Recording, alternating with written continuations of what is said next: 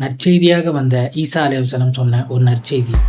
Christ இயேசு ஜீசஸ்ன்னு அழைக்கப்படக்கூடிய மரியமின் மகனாரான ஈசா அலைஹிஸ்ஸலாம் அவங்களுடைய மக்கள் கிட்ட சொன்ன ஒரு நற்செய்திய அல்லாஹ் சுப்ஹானஹு வ தஆலா குர்ஆன்ல இந்த வசனத்துல குறிப்பிடுறான். இது finality of the prophethood series episode 5.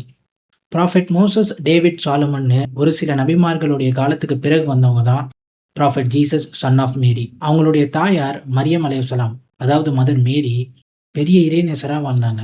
அல்லாஹ் சுப்ஹானஹு வ தஆலா ஜிப்ரீல் அலைஹிஸ்ஸலாம், அதாவது ஏஞ்சல் கேப்ரியல் மூலமா ஈசான்ற ஒரு குழந்தையை நீங்க பெற்றெடுக்க போறீங்கன்ற நற்செய்தியை அனுப்புறான். அதுக்கு மரியம் அம்மா, எந்த ஒரு ஆணும் என்னை தீண்டியதில்லையே, நான் மோசமானவளாக இருந்ததும் இல்லையே, எனக்கு எவ்வாறு குழந்தை உருவாகும் என்று கேட்க, அதுக்கு ஜிப்ரீல் அலைஹிஸ்ஸலாம் சொல்றாங்க, இப்படிதான் அல்லாஹ் தான் விரும்பியதை படைப்பான்.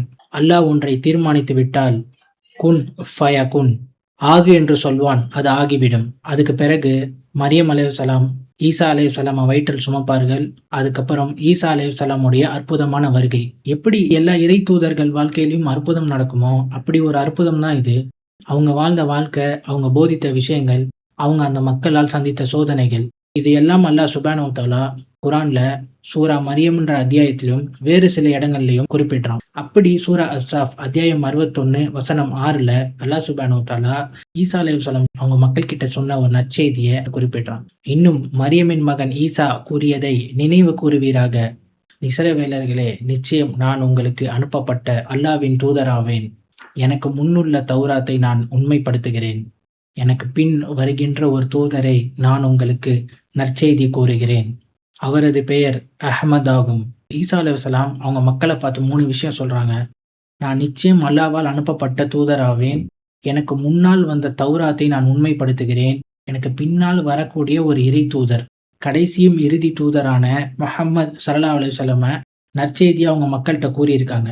நம்ம எல்லாருக்கும் தெரியும், சஹீஹ் அல் புகாரில பதிவு பண்ணப்பட்ட முஹம்மது ஸல்லல்லாஹு அலைஹி வஸல்லமுடைய 5 பெயர்கள். ஜுபைர் ரலியல்லாஹு அன்ஹு அறிவிக்கிறாங்க, அல்லாஹ்வுடைய இறுதி தூதர், இறுதி நபி முஹம்மது ஸல்லல்லாஹு அலைஹி வஸல்லம் கூறுகிறார்கள், எனக்கு 5 பெயர்கள் உள்ளது. நான் முஹம்மத், நான் அஹமத், அல் மாஹி, அல் ஆஷிர், அல் ஆகிப், அல் ஆகிப்.